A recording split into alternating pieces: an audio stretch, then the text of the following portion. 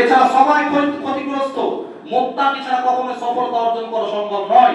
মুত্তাকি মানে এই যে আমরা যেটা ভাবি সিয়াম থাকা অবস্থাতে আমরা যেটা সব সময় যেটা আমাদের মাথার মধ্যে এটা কাজ করে কি, যে আমি যদি একটু পানি পান করে নেই, সবাইকে ফাঁকি দিয়ে, মানুষের চোখকে ফাঁকি দিয়ে, সৃষ্টিজীবকে ফাঁকি দিয়ে যদি আমি একটা অন্তরালে চলে যাই, মানুষের আড়ালে চলে যাই, আর যদি আমি পানি পান করি, কেউ আমাকে দেখবে না। এরপর আমাদের বাচ্চা ছেলেরা, বড়রা তো দূরের কথা, বাচ্চা ছেলেরা বলে না আমার রোজা ভেঙে যাবে, নষ্ট হয়ে যাবে। এই যে নষ্ট হয়ে যাবে, ভেঙে যাবে, এই ভেঙে যাবে, নষ্ট হয়ে যাবে, এই ভয়টা আমার মধ্যে সর্বক্ষণ সর্বসময় সর্বকালের জন্য, যতদিন আমার মস্তিষ্ক মেজাজ ঠিক থাকবে, যতদিন আমার হাত পা সতেজভাবে কাজ করবে, ততদিন পর্যন্ত আমাকে এই চিন্তা রাখতে হবে যে আমার এই পাপটার কারণে ঈমান নষ্ট হয়ে যেতে যাবে না তো, আমার এই পাপটার কারণে আমি জাহান্নামে হব না তো, আমার এই পাপটার কারণে আমার আখিরাত সুখময় জায়গা না হয়ে বরঞ্চ ক্ষতিগ্রস্ত সম্মুখীন হয়ে যাব এই পাপটার কারণে নয় তো।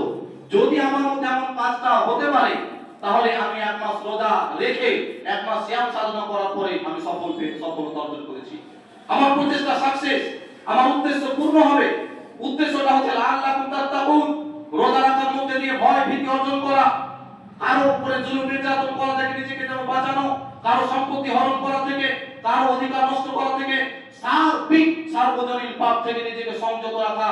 যদি কোনো ব্যক্তি থাকতে পারে, শুধু সিয়াম নয়, সিয়াম থাকার মধ্যে দিয়ে 11 মাসের যে একটা কর্মকাণ্ড, তার লিপিবদ্ধ, তার নীতিমালা, তার যে চারিত্রিক সিস্টেমের মধ্যে দিয়ে সে একটি মাস অতিবাহিত করবে, আর এই মাসটি অতিবাহিত করার পরে যদি বাকি 11টা মাসকে এইভাবেই পালন করতে পারে, তাহলে তার রোজা রাখাটা হচ্ছে সার্থক।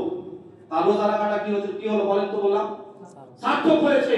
আর যদি রমজান মাসের জন্য জেনা ছেড়ে দিয়েছিলাম, রমাদান মাসের জন্য মিথ্যা ছেড়ে দিয়েছিলাম, রমাদান মাসের জন্য ওয়াহিদুক কথা আমার বন্ধ ছিল, রমাদান মাসে বেশি বেশি জিকির আজকার করেছি, রমাদান মাসে মানুষের উপরে নির্যাতন করিনি, রমাদান মাসে মানুষের সম্পত্তি হরণ করিনি, কিন্তু ঈদুল ফিতরের পরের দিন থেকে শুরু করেছি আবার, তাহলে আমার রমাদান আসলো আবার আমি গুনাহে চলে গেলাম, এমনটা কিন্তু অত সহজ নয়। রমাদান পেলো, আর যদি কোনো ব্যক্তি তার পাপকে মাফ করতে পারলো না, মাফ করা মানে অতীতে যা করেছি সমস্তগুলিকে মাফ করে দিতে হবে, সমস্তগুলিকে মুছিয়ে দিতে হবে। যতগুলি আমার গুনাহের ডায়েরি ছিল, গুনাহের খাতা ছিল, সমস্ত খাতাগুলিকে আমাকে নেকিতে পরিপূর্ণ করে নিতে হবে, নেকিতে পরিবর্তন করে নিতে হবে।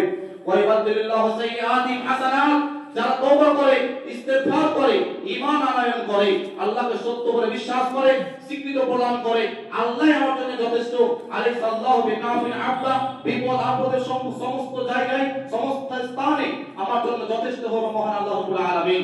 এই আল্লাহ রাব্বুল আলামিন বলছেন, যদি তারা পাপ থেকে ক্ষমা চায়, আর তারা পাপ থেকে নিজেকে আর কোনোদিন যাব না, এমন যদি তাদের চিন্তা ভাবনা তৈরি হয়ে যায়, ওয়াসাইয়্যাতিহিম হাসানাত ওয়া ইউবাদদিলুল্লাহু সাইয়্যাতিহিম হাসানাত, তাহলে আল্লাহ রাব্বুল আলামিন তাদের গুনাহগুলিকে নেকিতে পরিবর্তন করে দেবেন।